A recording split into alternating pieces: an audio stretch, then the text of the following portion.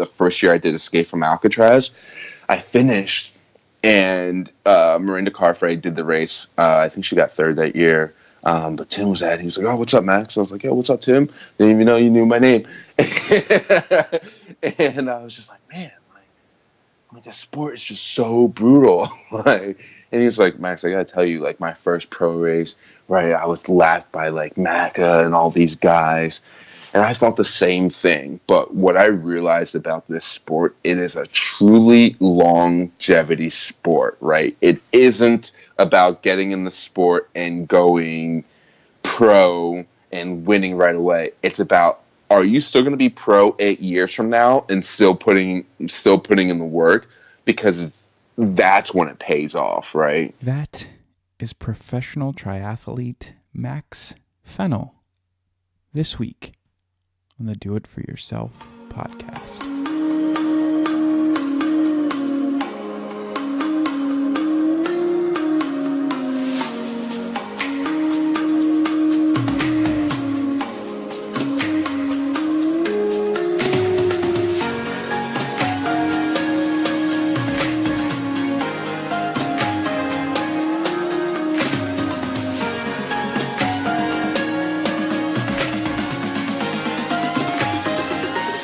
Hey everyone, how's it going? This week, my guest on the podcast is professional triathlete Max Fennell. Max is actually the first professional African American triathlete ever. And Max is from the King of Prussia / Philadelphia area. And I remember the first time, and not to sound creepy, but the first time I saw Max was actually at a local race. It's called the New Jersey State Triathlon. And I saw him, he's got this bleach blonde mohawk. He's lining up with the elites. He's got his sleeveless sweatsuit on, super tall guy, just ripped up. And I'm like, man, he was really, and I don't know if it was the bleached mohawk or how tall he was, but he kind of stuck out in the crowd to me. And so I remember looking at his bib number, and I'm like, I'm gonna see if I can find this guy on Instagram or something, so that I can see what he's up to. I can learn more about what he's up to, and see kind of just what he was doing. So long story short, I found him on Instagram. I found him on Facebook. We got connected. I reached out to him about the race, and he said that he didn't quite have the day that he wanted to. But, fast forward a couple years, and I see that Max had gotten his pro card. So I was really kind of stoked for him on that. And then I've kind of been following him as a first-year pro and some of his, early races as a pro, and just his early career racing as a professional triathlete, living out in California. And when I launched this podcast, I thought to myself, for sure, I needed to have Max on. So as luck would have it, I reached out to him just kind of as a friend, a follower. And I said, hey, Max, this is what I'm up to. If you'd be interested, it would really mean a lot for me to have you on. So he said, yeah, man, absolutely. I'd love to be on. And kind of that's how we started this up. Little did I know, the journey that Max had getting into triathlon, and, some of the things that he had to deal with his first year as a professional triathlete.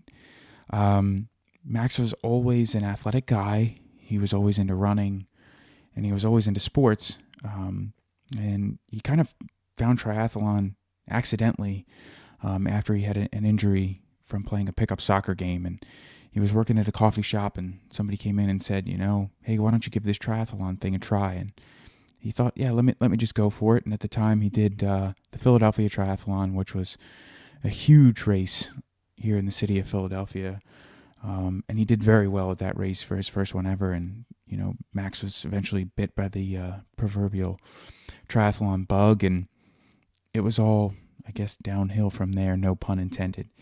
So Max had found success in this sport and decided he was going to take it kind of as far as he possibly could, not knowing what he was getting himself into, as far as racing as a professional in this sport, and then some of the things that would happen when he became a professional in this sport. So we get a chance to dive into kind of a little bit of the dark side of Max's story and what happened, when he started racing professionally early on in his career, and the way that some of the other athletes and just people in this sport had treated him. So, it's unfortunate. It's not everyone in this sport, but you do have a couple bad apples in every bunch. And unfortunately, Max did have an experience with some of that. So I do want to take a chance to thank Max again for being so open about that point and what it was like, because I really appreciate that from him.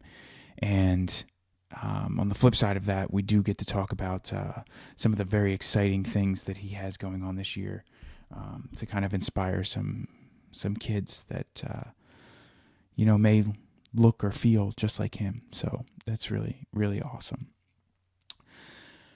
I will cut the babbling here, and I will let Max tell the rest of the story. Without further ado, here we go. All right, brother, you ready to go? Yes. Sweet. So I am here joined by Max Fennell, and Max is a professional triathlete who is currently residing in, we decided, Central California instead of calling it Northern California. And Max is the first African-American professional triathlete.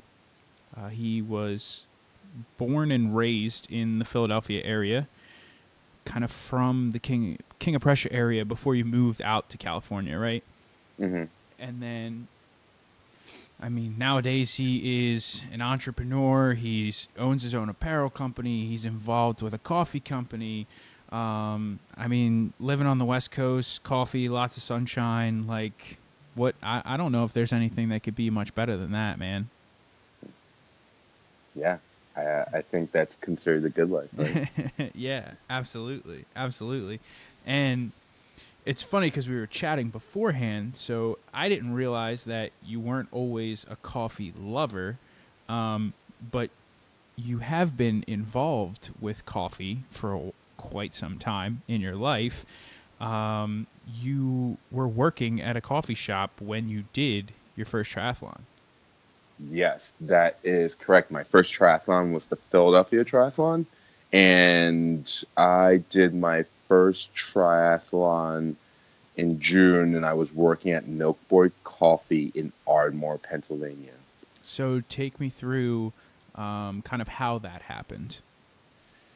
Well, literally, I was standing behind the counter, and I said to this gentleman, well, I was limping, and he had asked me. He was just like, "Oh no, what happened? What are you going to do?" And I had said to him that, "Well, I heard about these triathlons. Maybe I'll do an Ironman." And he was just like, "Oh well, buddy, like slow down. Those are pretty serious, significant races. And why don't you just start with the Philadelphia Triathlon?" And I was like, all right. And he ended up giving me his old Elite bicycle. Elite Bicycle was a Philadelphia bike company, and he gave me his old Elite bicycle. I did the Philly Tri. I did the sprint. I remember I did the swim, the entire swim breaststroke. I believe I was seventh or ninth in my age group, but regardless, I was hooked. And yeah, that the rest of that year, I think I did like 8 races that year. Wow, in your first year. In my first year, because I was just like, well, because I didn't win, so I was like, all right, I want to go, I want to go win one of these races. And at the end of that year, I ended up winning my age group, and that's what got me really, really hooked. So, and you were athletic growing up as a kid, always into athletics, always playing sports, and you kind of used sports as an escape when you were a kid. Well, I don't know if it was so much as an escape as it. So I had ADHD. I was definitely diagnosed with ADHD at a young age, and my mom was just really honest about the academics, and it was my outlet because it just with all the energy that I had. I love being outside, but it also just kind of helped me get through school because I was like I oftentimes would be like captain of like my sports team, so it was one of those things that in order for me to be a successful leader in my sports, I also had to get through school. So it was kind of like sports, same thing with triathlon, has just always been a way for me to manage my ADHD so that if it was my education or my professional life, it just complements it and it balances. It allows me to just have things organized and just yeah, it keeps me focused. And you were at least a three sport athlete when you were coming through like the middle school and high school, right? Definitely. So that was the other thing. My mom just always kept me busy. And high school, it was soccer. I wrestled 1 year, and definitely I did track all 4 years, and soccer all 4 years as well. Okay, so you had that running background Yes. when you went into that Philly try. Yes, definitely. And what was your event in track? Well, I did the 100, the 200, the 400, 4x4, high jump, long jump. I Okay. believe that was it. Yeah. Okay, so nothing long distance. No, I never did the mile or anything like that. I even remember when I would train for soccer that I would only do like maybe like 2 mile runs, like 20-minute runs, but I never did like hour runs or anything. Really, you would just get touches on the ball, right? And then call it a day, be like, all right, I'm in shape. Right. Yeah. Which is funny now looking back because you probably go on, runs that are an hour, hour and a half, sometimes longer. Yeah, definitely. I mean, now it's crazy where I remember just thinking to myself, I was like, all right, growing up, I mean, when we had preseason in high school, preseason would be what from 7 a.m. to 1 p.m. And that's endurance, right? I mean, the first week of preseason was just your coach just running you the entire time, Yeah. sprints, drills. I also went to a sports camp. So you really didn't see it as endurance, right? You just kind of saw it as like, oh man, I'm just playing soccer all day. And then now that when you're doing triathlons, I can kind of like realize, man, I had this endurance. I've had this engine the entire time. It just had always been a different type of endurance Yeah. when I was younger. Yeah, absolutely. So, after high school, did you go on to college? Yes, so I went to college for 2 years. I played soccer there, and school just never really was my thing. So I kind of left school, and my mom was like, "All right, you're not gonna just not be at home and just not doing anything." So that's when I started working at a coffee shop. I believe, yeah, I started working at the coffee shop when I dropped out of college. But I ended up going back to school as well.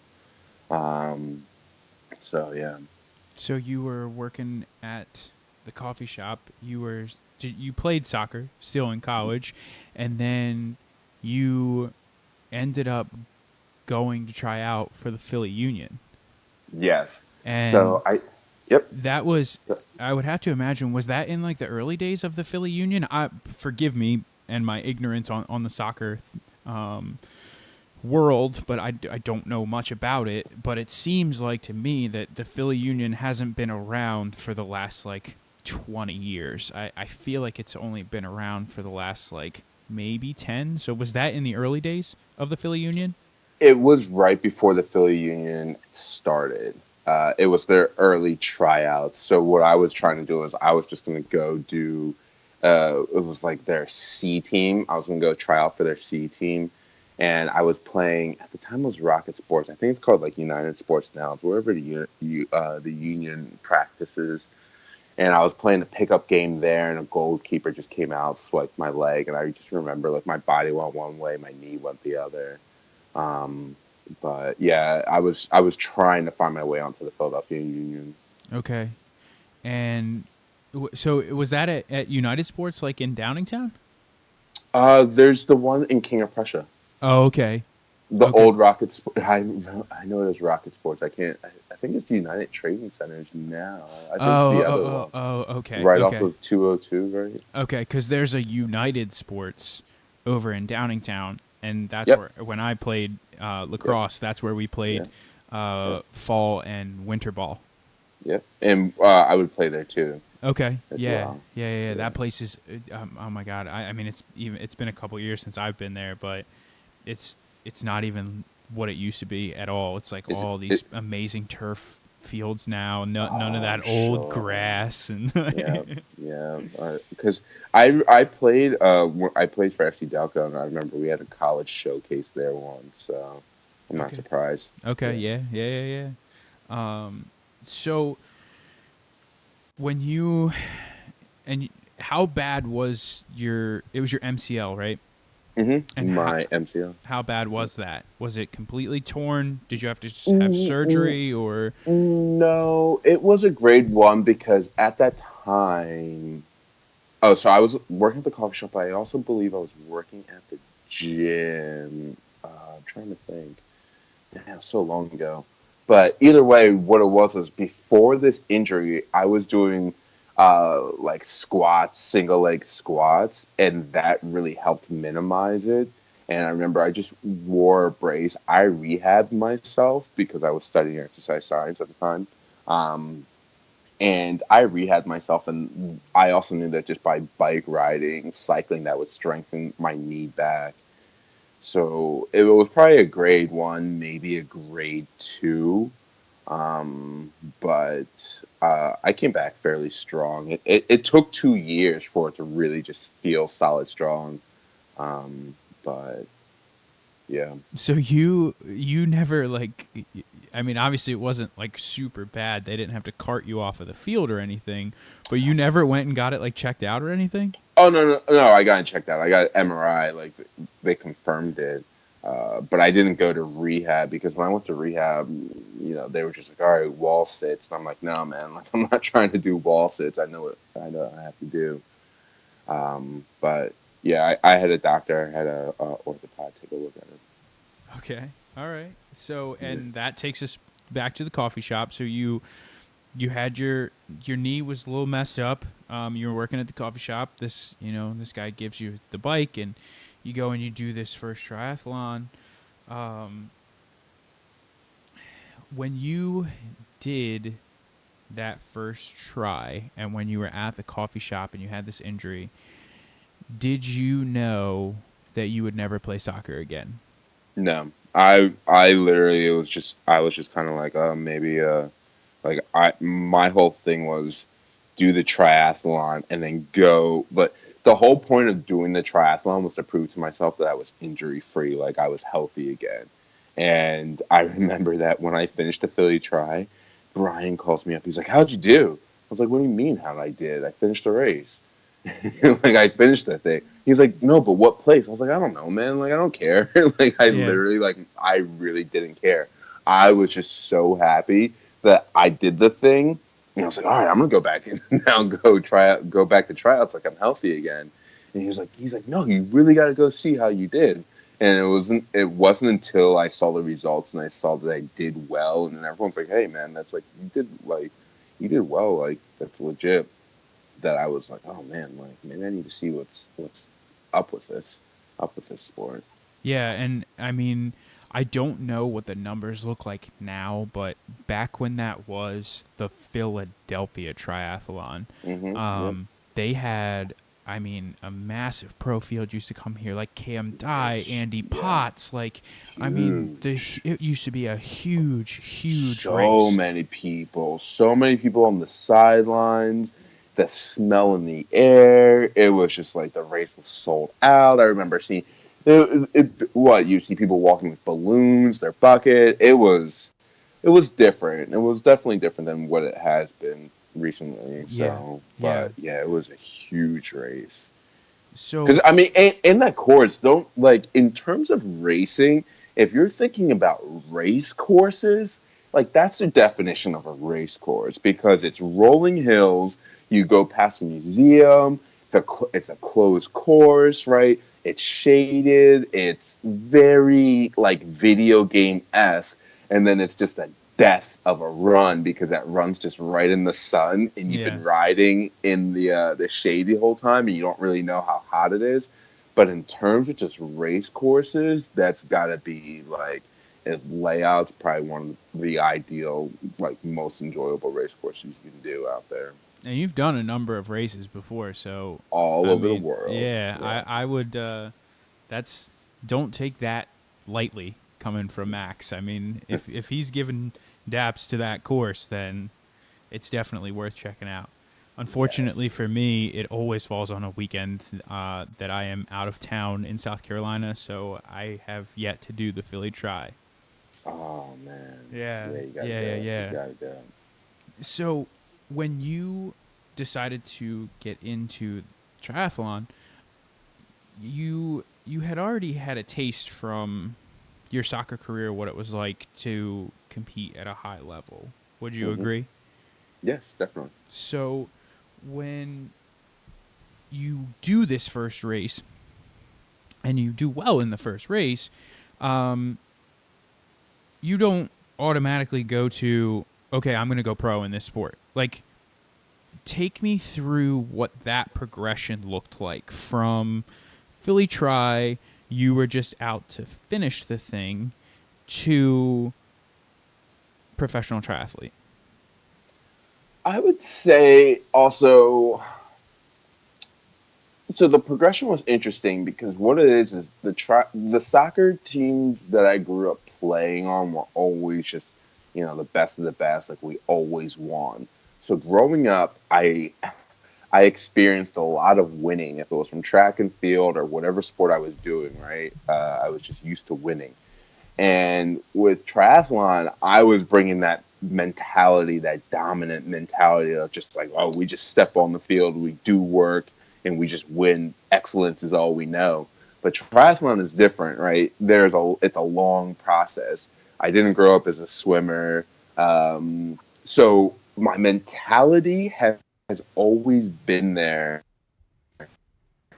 of how to put in the work, get the work done, and how to win. Like I know how to win. But triathlon, there's still another adaptation phase that you physically have to go through. And to be honest, it wasn't until I moved out here and I started swimming with Stanford that the mentality really officially changed. Because I was actually dealing with issues in the water, uh, uh, in the swim leg. I was just blowing up because of that mentality of just win, win, win, go hard, right? Opposed to with triathlon, there's a little bit more patience, right? You have to be nice and steady and nice and even throughout. And it took me a while to get to that point, get to that mentality. I heard that Philly accent come out. Yeah, it's real. I love it when I say water over here. People are like, "What?"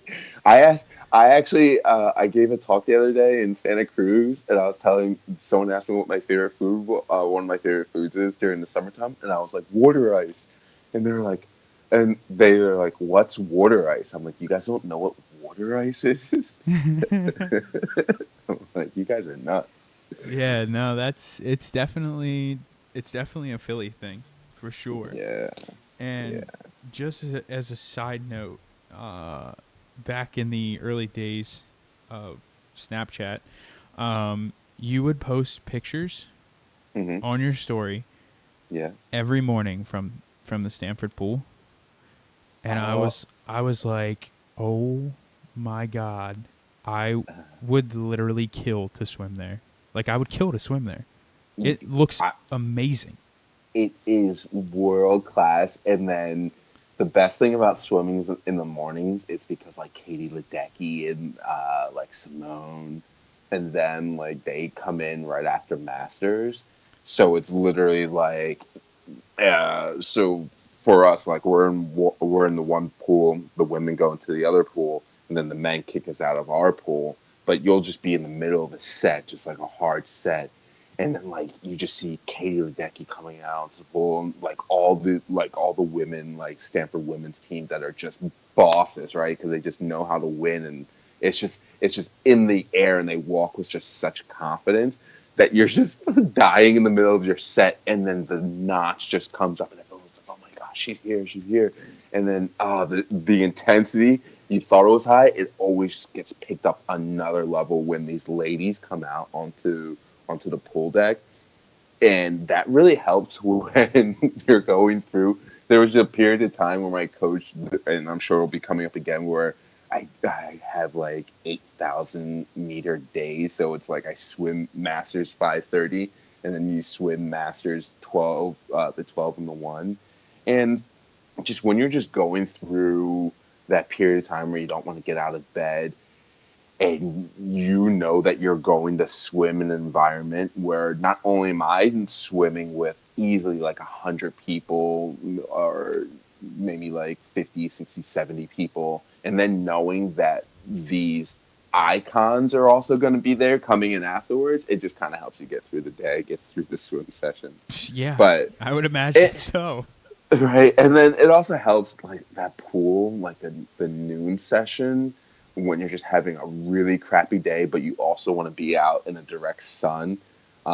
Really helps when just like you're just like everything's going wrong today, but I still have to get this workout. So you go to the noon session, and it's just like the sun's just beating down on you, and you're just on. It's just kind of like paradise. Yeah. Well, I was living vicariously through you and your Snapchat story because it absolutely looked like paradise.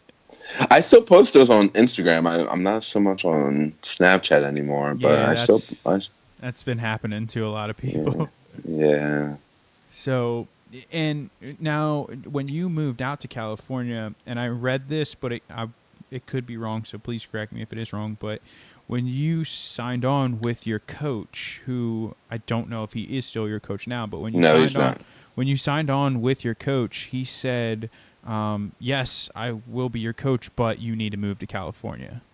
Yeah, so I was originally trying to make it work with like the triathlon squad and like Apollo.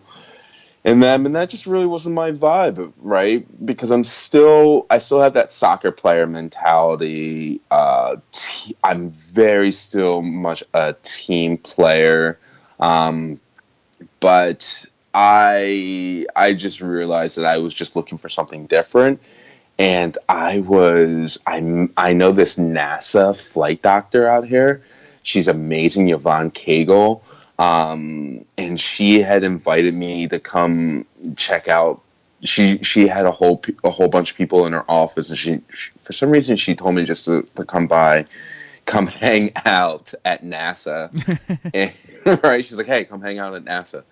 And this guy was there, and he's like hooked up to all these like sensors, like, looking all goofy. And then, next thing you know, I find out this guy's like a crazy genius, and that's the guy who I'm coached by now, Dave Leota from Be Fit Consultants. He's a Santa Cruz guy, and that's what's very cool, because like I truly live the Northern California lifestyle, and then I have an amazing coach that just kind of lets me know, what life is like about in Northern California, and just the pace of things. And so I'm coached by Dave Leota, and we've seen a lot of great success, and he introduces me to a lot of cool opportunities. So. And so you moved out to California to be part of the triathlon squad, but what kept you there instead of coming back to this area? So when I broke up with my ex-girlfriend, I tried to move back home. My mom told me, she said, "You can move back here, but you're not moving into my house." I was like, "But Mom, I have nowhere to go." And she's like, "Well, then you're going to have to stay out there and figure it out." And I was like, "But Mom, it's Silicon Valley. It's expensive." She's like, "Well, I don't know what to tell you. You can't move back home." So I kind of had I got stuck out here. I was abandoned, and I had to make it work. And that's also a true testament of the endurance community, and that's why I love triathlon, because it was because of triathlon, it was because of the endurance community that when I just had to figure things out, it just started with, from one person to the next person, from networking, right? From one person introducing me to the Stanford Masters coach and just introducing me to this person and that person. It's just the endurance community out here, and just internationally, nationally, we're very lucky that with everything that's going in society, in the endurance community, we still have that sense of like helping each other finish the race, right? So I was very fortunate that when when the time came for me to figure out what my living situation was, like where am I going to live, I already had established a very supportive community out here. Yeah, around me. So and I think that goes for the community in endurance sports, like as a whole. hmm Like I remember when I first started, and the Broad Street Run was the first race that I had ever done in my life. And I was talking with a guy who's done like, I don't know, at least double digits in full Ironmans alone from the health club where I work. And he's like, "Oh, you're doing the Broad Street Run? Like, that's great." I'm telling him, "Oh, yeah, this is going to be my first race." And he's like, "Oh, what are you using for nutrition?" And I'm like, "What? What do you mean hmm nutrition?" Like, he's like, "Well, dude, you got to take a gel or something. Like, yeah. you're gonna be out there for a long time. You need to eat something."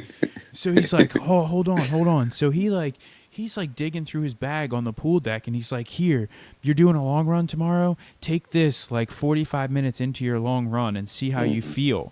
And I was like, yeah. okay." Like, and that was like my like toe into nutrition and like actually having to have fuel while I was, training and racing. But I Exactly. mean, just the fact that he took the time and was like digging through his bag to find a gel to say like, "Here," like that could have changed, or did change the whole course of that race, that year, that like everything. Definitely. Yeah. And I think that I mean, the endurance community is an amazing community, and it's one that Yeah. I love being a part of. Same here. And so when you the year that you turned pro, we were hmm talking kind of off the mic beforehand, and there's a few different ways that you can basically get your pro card. And hmm I had Jeremy Riley on. We talked about a couple of the different ways. He is a brand new pro, just racing this year for the first time as a pro. So his hmm route that he went was a little bit different than yours. So can hmm you just touch on how you actually became a professional triathlete? Yep. So I don't know what the process is now because I haven't paid attention to it. But how I did it, mine was in 2014. Back then, and for a few years, you had the ability that if you placed top three in a race with that met a certain number of the prize purse, you could get your pro card that way. So at that time, I went and did High V, and High V was just such an amazing race. 500,000 was the prize purse. I believe before I did it, it used to be $1 million prize purse. But you had to place top three in the amateur race, which I did. And that's how I got my pro card. And so the funny thing is that it's just like one race can make or break someone's season who's like really going to chase this. Well, so that's the thing. I mean, that for me was in 2014, and I had been chasing that 14, so 12, 13. Yeah, so I was looking, I had, because that was High V. That was my first time going to High V, but I had gone down to Miami. I had gone down to South Beach. I had done Rev 3, 70.3. I remember the year before I did the Rev 3 race that I got off the bike in sixth place, right? I was like, oh my gosh, I'm going to do it. I was ready to run my way into it, and I cramped. So I had been trying to find. I was personally at that time. I was chasing all the big races, and I still think people. If that's the route you can go, I still think you should chase the big races. Um, and so that's what I was doing. I was just going around trying to find all the races with the right amount of money and just trying to place top three. But the problem is, you go to all the big races. That's where all the fast people are at. Mm-hmm. Yep. So, and I think it's going to be harder to get your pro card because everyone's fast, and I know some people don't take their pro card, which I think that if you qualify for your pro card, race pro for a year, just experience it, see if you can hang. Right, it's only going to make you faster. You're only going to get a whole bunch of experience, and you can always go back to racing as an age grouper, but man, if you're under the age of 30, you can get your pro card. I say go get it, jump on the circuit, right? Unless you're trying to go to Kona or something like that. But right, this is a sport where we're looking to push ourselves, and if you have the opportunity to race with the fast guys, right, find out how fast you are. Now, what is the process do you have to requalify every year as a pro? You do. This year, I'm going to be representing an African a country. But no, you. So once you qualify, you have 3 years. You have a 3-year eligibility from USA Triathlon. Okay. So yeah, if you qualify once, so say you qualify in 2015, you're good. Is it like through 2018? 15, 16, 17, 18. I think it's through 18 or 19. Okay. And then I had someone reach out to me and ask me if I wanted to represent an African country, Namibia, and he was saying that their qualification process is much stringent than the United States process, but it helped that I had my pro card already from USA Triathlon. So when he offered me this opportunity, I didn't want to turn it down just because it'll allow me to race internationally, but it's going to be huge for some African triathlon federations because they're trying to get some footing and they're trying to grow their sport. So this is going to be huge. Yeah, and I definitely want to hear a little bit more about that. But cool. Just before we get to that. Sorry. No, you're fine. There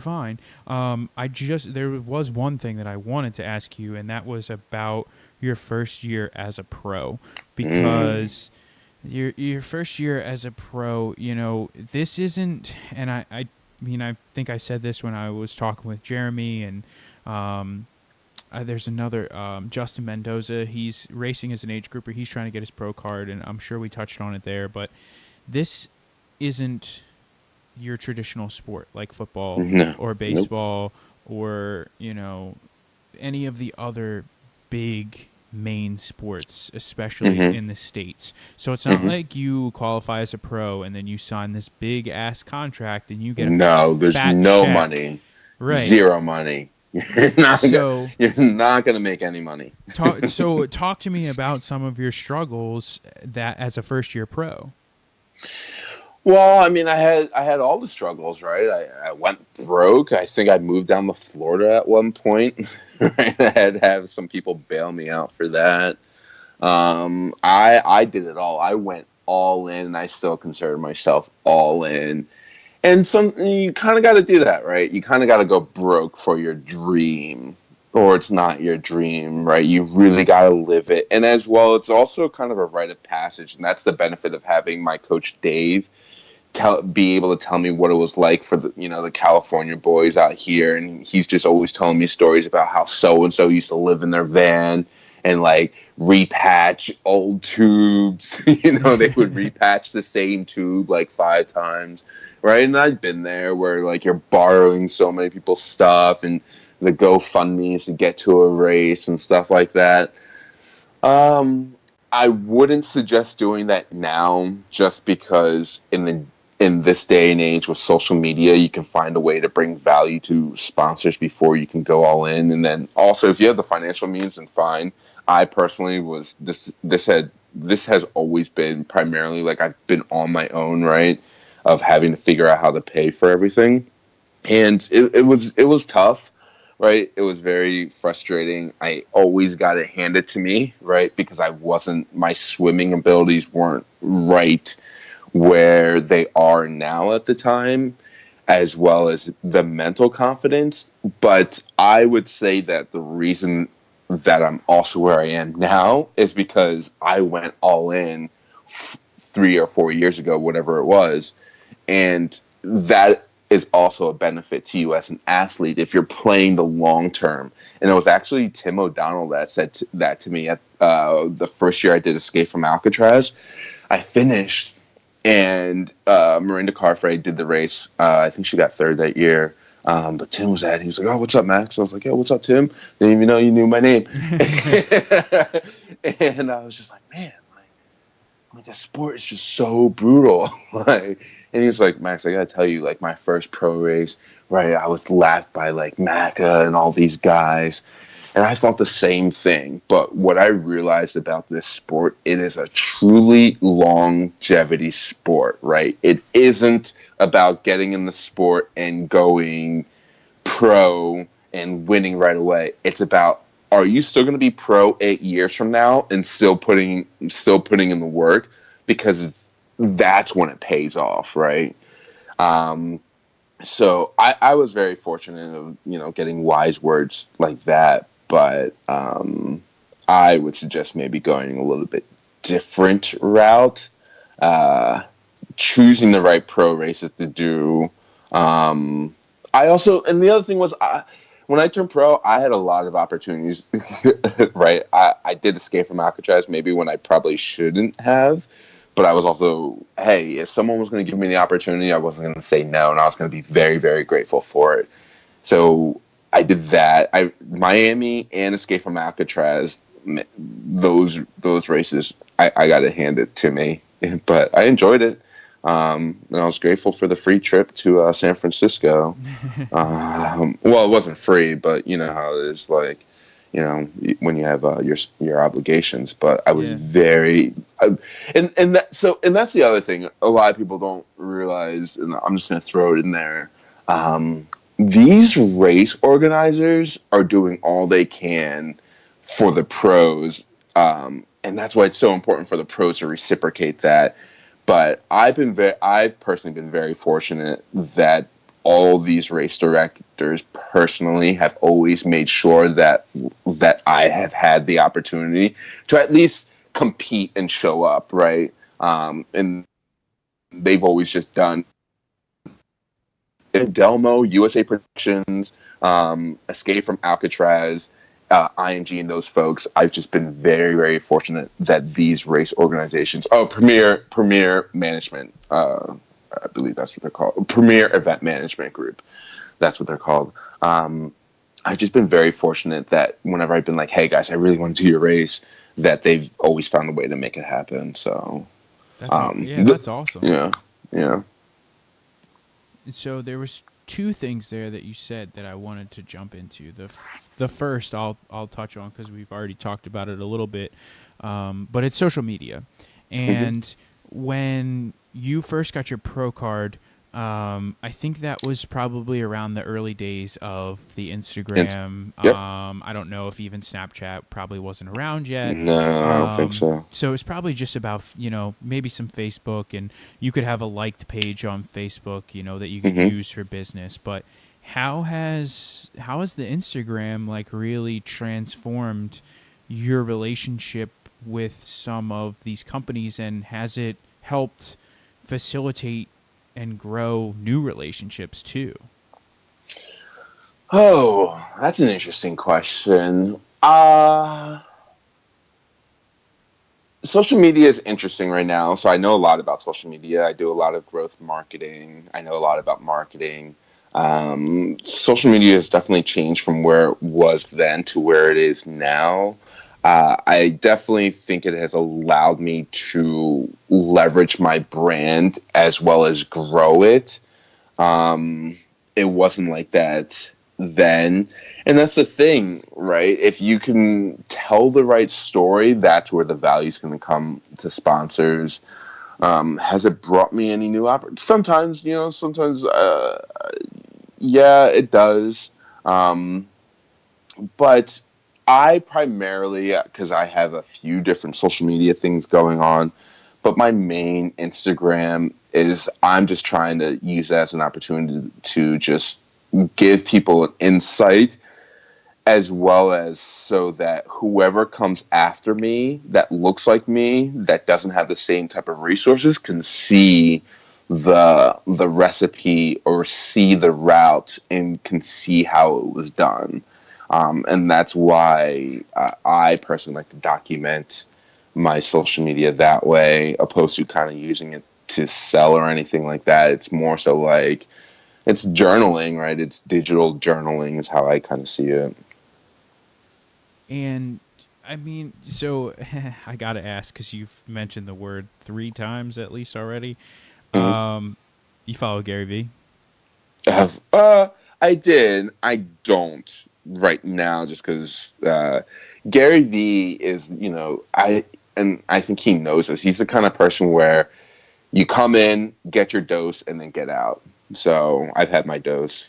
Yeah. Well, you mentioned document a couple times, Oh yeah, yeah, yeah. and his one of his big things is document over create. So I was like, that sounds a little Well, familiar. well, Gary Vee is just the loudest voice, but there's some other. The benefit of living in the Bay Area or Silicon Valley is just has put me in a unique world, and I know some amazing marketers, and that's pretty much where I've learned all my information was from these growth marketers specifically. Because Gary Vee doesn't really tell you much; he just repeats himself, right? Yeah. No, I definitely agree with that too. Which is great because that's what I mean. Like he repeats himself so that because there's always a new wave of people coming in, but it's the recipe really right now for social media is pretty much all the same, and it's just being real. You don't need to complicate it, just be Yeah, real. 100%. And so the second thing that you mentioned that I actually wanted to touch on as well was you got some great advice at the finish line of Alcatraz there. But when you started triathlon, and I believe from what I read when you were starting off as a pro as well, there was also the other side of the coin, and you were Hmm. you were getting shit from people. Oh yeah, still Um, do. and so, like, can you talk to me about that? Like, what's going on with that? Like, and you don't have to give me direct quotes of what people are saying, Yeah, but yeah. I like, mean, it's dark, right? It's the definition of hate. If they recognize it or not, right? I have my hunches of who it is. Like I've had people make fake profiles accounts. I've had people throw race or like homophobic terms, right? And I'm not even gay towards me, like so like I've had people just take it there, and thankfully my coach and I, like, my coach is a white guy, and I talked to him about it. I'm like, why do I get this hate from these individuals? Because I don't have the answers. I don't know. I'm just being me and speaking my truth, and these individuals don't understand what it's like to grow up as a black boy or black man in the United States or just in this world, right? Which is why it means something if you were the first black anything, first African American or anything, because representation matters, right? I've had people that are in Africa that tell me like, Max, like you need to come race here because these kids don't know that they can race as pros. They go around saying that it's all these, it's white guys racing as pros, but we don't think that we can be pros, right? So why not, right? Why can't these kids see someone that looks just like them, that swims just like these other guys, so that they can be like, oh, you know what? LeBron James, you're cool, man, but I want to go be a professional triathlete, right? And there's nothing wrong with that, right? I think it's a great sport. There's not a lot of money in it, but I think it's important that these individuals see themselves, and there's a lot of other people that think it's important that they see themselves. And it's hard to understand when you haven't grown up as a minority or as a woman. It's really hard to understand when you have society and you have other things telling you you're not good enough, or that your skin is horrible, or that the way you look is horrible. Like, that's how I was raised, right? That's how someone black is raised in the United States, right? We're just bombarded with all this negativity about ourselves, and we deal with all this self-hate that we have to handle, right? So then these individuals come at you and say, well, why do you guys let everyone know this about that you're black? You're not even that good. It's like, homie, first of all, like, I'm going to be good, right? Because that's my mentality, and I feel like I'm already great. So that's that. And then second of all, why can't I be proud of my accomplishment, right? Why can't I be proud of that? And it's because they don't understand what it's like to not have any resources, and to take all the money that you have and put it into going to a race. Like, literally all the money that you have, packing peanut butter and jelly sandwiches and living off that on the airplane, right? Sleeping in cars just so you can get a pro card, to not even make any money, right? Like, those are the things I sacrifice. Meanwhile, someone would be like, oh, I just showed up, so-and-so paid for my hotel, paid for my car. Like, I've never had that, right? I've always had to pay for it myself. And they don't know that. They just see Max training at Stanford or da-da-da. They don't see, they don't understand that, like, hey, man, like, I work and pay for this. Like, no one else is footing the bill here, right? From day one, I've always had to pay for everything. And, that's hard work, right? And that's why, now it doesn't even faze me, because they don't understand that I worked for this and I earned this, right? My mom didn't come through and drop $10,000 on a bike. No one came through and dropped, any of that money. It's like, at the end of the day, I know that every single sacrifice, every single, broke moment I had was for me to accomplish that dream. And it's so that other individual that's getting ready to climb that mountain and get bombarded with all that, hate and negativity, that they can go, well, wow, look at Max. Like, he went through it, so I know that I can get through it as well. And do you think that your resilience now, as an adult, came from dealing with this for a lifetime? Mm-hmm. And so you kind of have, like, I don't know if a callus is the right word for it, but you know how to handle it, I guess, would be the best way for me to put it. I've heard that before. As opposed to, I don't think you have a callus to it. I think that there probably, somebody can definitely strike a chord with you from time to time. Mm-hmm.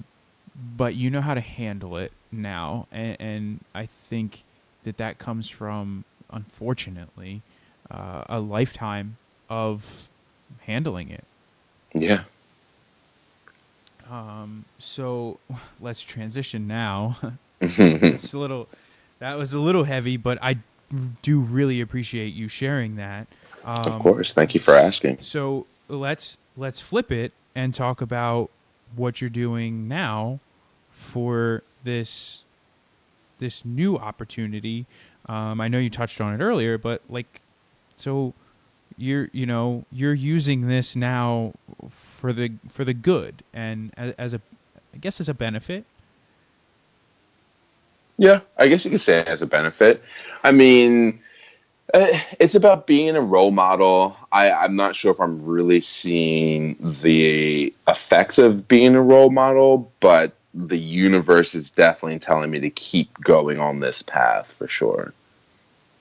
And so, what exactly is going on with this new country that you're going to be racing for the upcoming season? And like, how is that all going to work? And how did you? I know that someone from there reached out to you, but at the same time, like, how does that work for you? Like, were you born in the U.S.? So how does that all kind of like Yeah, play so out? I'm a full 100% U.S. citizen, but you are able to represent another triathlon federation through that triathlon federation's ability to grow their sport.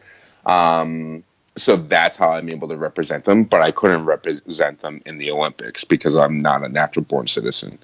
Okay. I got So you. Olympics, no. ITU racing, yes. And that is now what we're getting ready to focus on. The swimming's there. I got hurt last year. That's why my season was cut short. I literally just, after the New York City Triathlon, I pretty much just trained the rest of the season until I got my surgery. But my swimming was amazing last year. Last year at the New York City Triathlon was the first time, like in a pro race, where I came out of the water and I had other pros behind me, and I was like, "Oh my goodness!"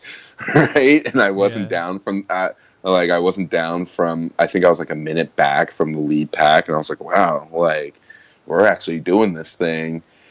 And I just know how I've been swimming at Stanford that, with a few more months under my belt, my goal is once I'm swimming in the 120 lane at Stanford, then I'll be good to go jump in some ITU races and not feel like I'm going to embarrass myself and know that I can hold on. But yeah, I want to go represent this African country, Namibia, on the world stage and help bring that representation and that inspiration to these African countries as well as the United States, to these kids in the United States.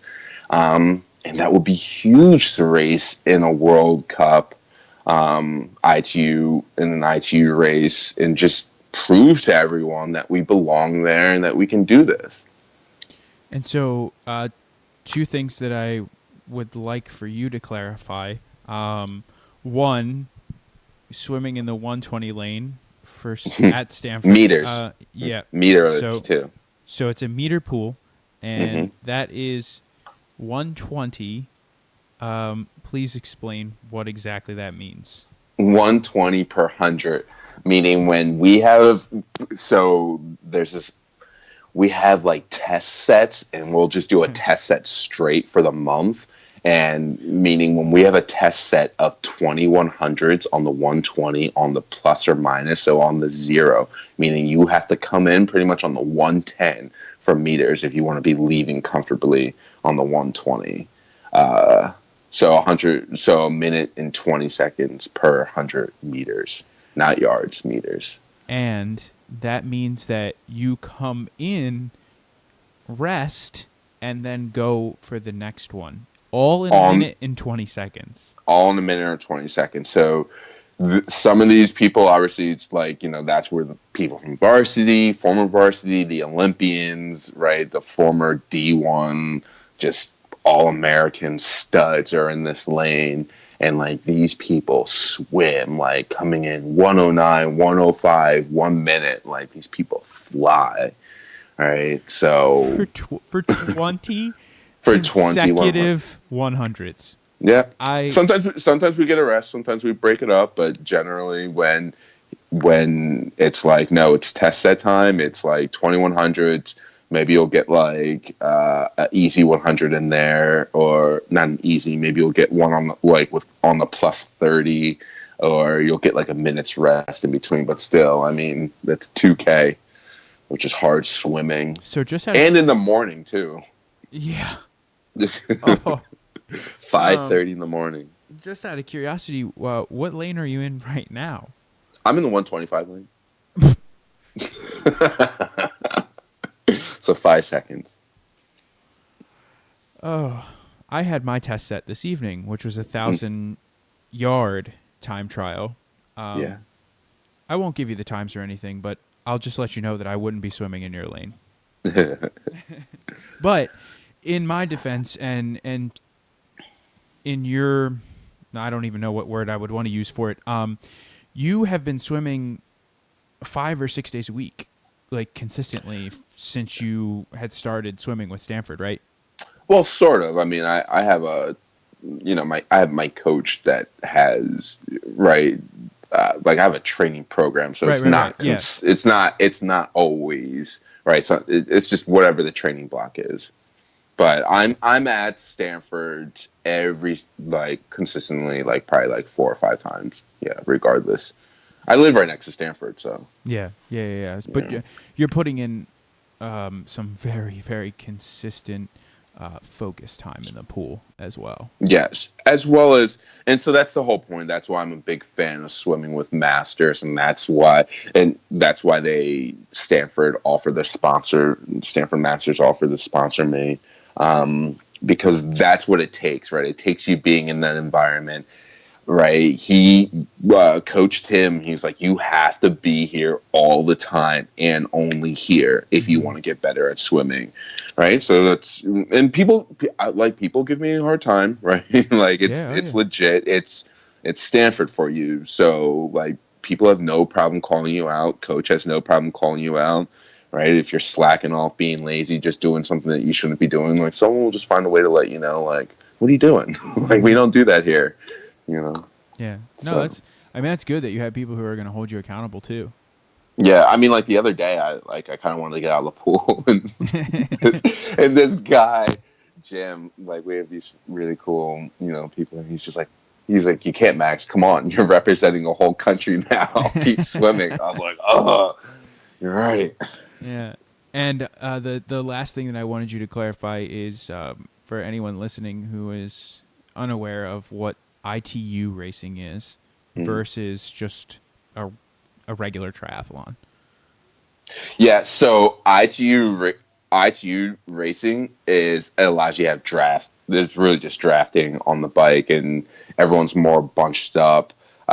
These races tend to come down to the run, a little bit more fast pace. It's more like the peloton style that you see in the Tour de France, opposed to your non-draft racing that you see in your local triathlon. Yeah. So instead of keeping 3 bike lengths between you and the person in front of you, you're riding as a pack and you're actually working together. So, like you were Yes. saying, if you come out of the swim in the second pack will usually get a bunch of riders together and they'll try and bridge the gap up to the front pack, and it'll normally come down to the run, like you were saying. Yes. Yep. And sometimes it'll come down to the last like 100 meters of the run. I mean, some of these ITU races, they cut it close. Yeah. Yeah. So Definitely. now, what does that mean for your 2018 season? So you will be race. What races on the ITU circuit are you going to do? Well, there is a race in Namibia in November that I'm looking at. This is also going to be uh, a year for me to just kind of just to test my limits. Um, and I still kind of feel like I'm bouncing back from the surgery that I had. And really, I'm kind of focused on New York City Triathlon, Oakland Triathlon, definitely going to race in Namibia. And then we'll see if we can fit an ITU race in this year. If not, definitely next year. Because we're definitely focusing on building to see what we can do. I'll throw it out there. I'm also going to check out some track cycling in this area. There's people that have been pushing me to do some track cycling. I've just pretty much signed on with a new bike sponsor called Rolo Bikes, and I might go do a stage race in France, and do some other cycling races. So this year, the goals I put for myself is I want to see what I'm really made of, how fast I can really go. how far I can go and just push myself to my absolute limits. I just want to see what I'm made of. And to that, what do you think your strengths are then? Cycling, definitely. Then running and swimming's coming along. I have a very strong lungs, right? I can Mm-hmm. hang in this. I can hang in the swim, but definitely right now the cycling has just been off the charts. Yeah. Well, I mean, it's where you are. It's not exactly flat, so No, you have that going for you. yes, and it's we have some world class terrain and the group rides we have around here. It's no joke. The consistency of world champions, national champions, former Olympians in this area is just ridiculous. It's everywhere. So It just is a personal selfish question for me. To that note, swimming at Stanford. Have you ever run into Rich Roll? no, but I remember when I saw him posting. I tried to get into his DMs, be like, "Hey man, let's meet up." But I know he was here not too long ago. I remember when I saw him posting that. Yeah, I would be like, Um, I would be like super stalking him if I knew I he was even know. gonna come close to the area, just so I could say like, "Hey man, what's up?" Like, Yeah, because he's exactly. like he's one of the coolest dudes. I can't say that I've ever met because I've never met him, but like, he just seems like such a cool dude, and he does so much good for people. Yeah. All right, so is there anything else you got planned for 2018? I say that like you don't have enough on your plate, but I mean, so you're helping Coffee Method build up, and you got a new bike sponsor coming on. Is there anything else that you're like super excited about for this season? I think that's really about it. Coffee Method is just, is growing. We're looking to open up a store in Palo Alto, which is going to be amazing. Rolo Bikes is a really cool opportunity that I'm super excited about. Um, yeah, right. Oakland Triathlon, I'm really, because I missed that last year and I really want to win that race. It's a local race, but man, if you could go around saying you won the Oakland City Triathlon in the Bay Area, man, that'd be so boss. So Yeah. I'm really excited on New York City Triathlon and Oakland City Triathlon are really just a major priority for me. Okay, so you'll be over on this coast for New York City this year. Yes, in July. And then Oakland is in August. Yeah. Now, and this is, I promise I won't keep you much longer. This That's is, cool. I do want to, so a lot of these races that you're talking about are all the Olympic distance, and you said you have dabbled in 70.3 distance, but it seems like you really stick to the Olympic, and is there any reasoning for that?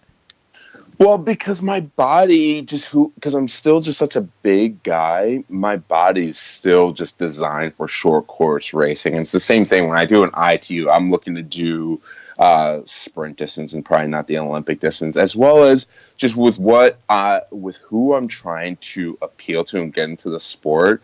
I think that sprints and Olympics are, those are triathlons. I think that a lot of times when people hear triathlon, they think, oh, it has to be an Ironman, but man, I love being able to go all out for an hour, right, and then party afterwards at the after party.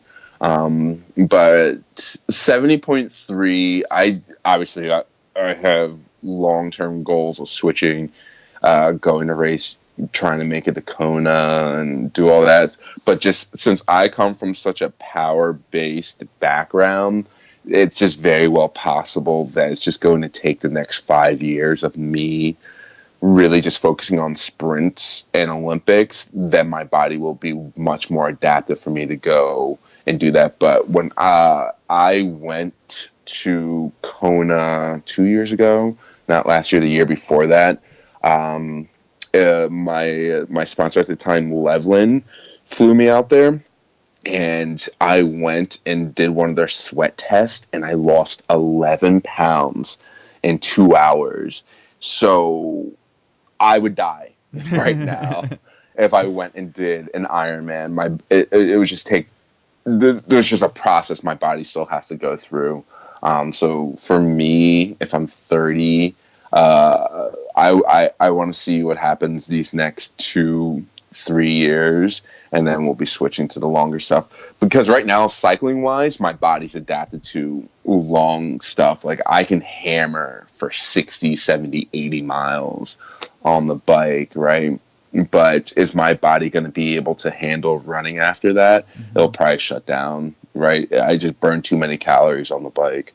Yeah, and I mean, kudos to you for knowing that right now, and also huge kudos to you to keeping in mind who you are personally trying to appeal to, and keeping that all front of mind.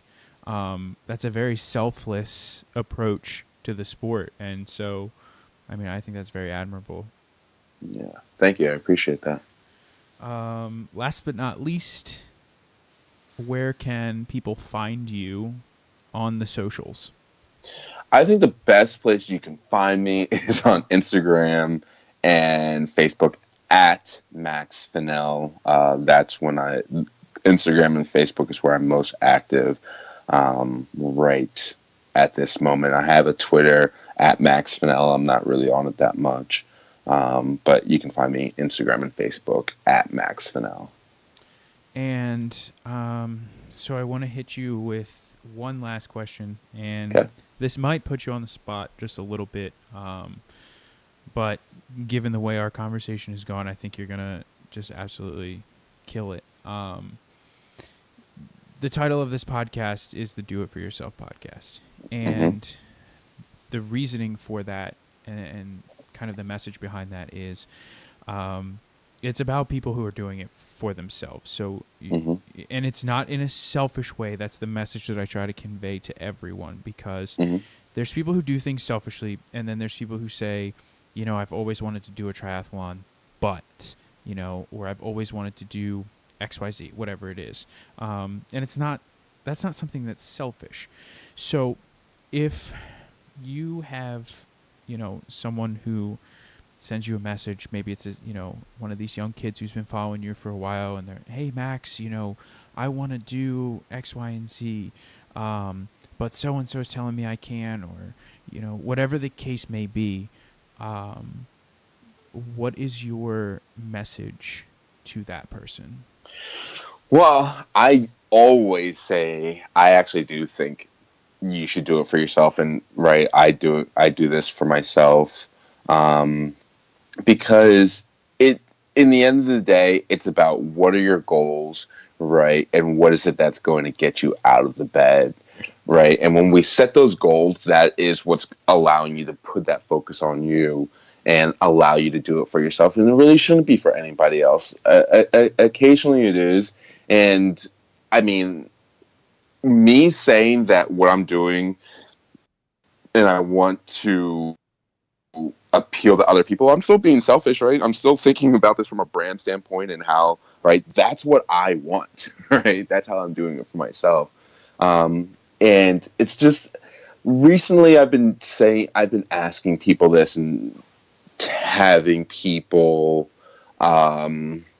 think about this a little bit more, is just, what is it that you want?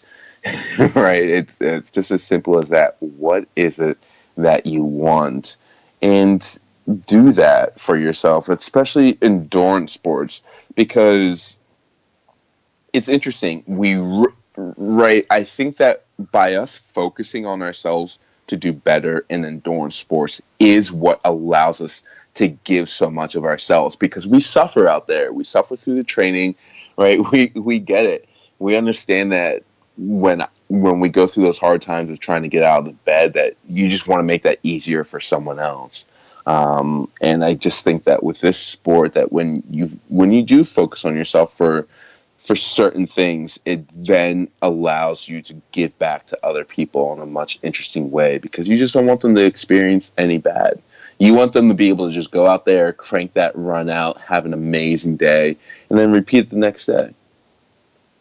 Yeah, absolutely. That's awesome, man. So I just want to say thank you again for doing this. I know you had some issues with your saddle on Sunday, and we weren't able, or Saturday. I'm sorry, we weren't able to get Yeah. connected. But I appreciate you making the time tonight, and we've gone over what I typically like to take from people, but it was just a conversation that kind of got rolling, and I didn't want to stop. So thank you very much. I appreciate it, and I had a lot of fun.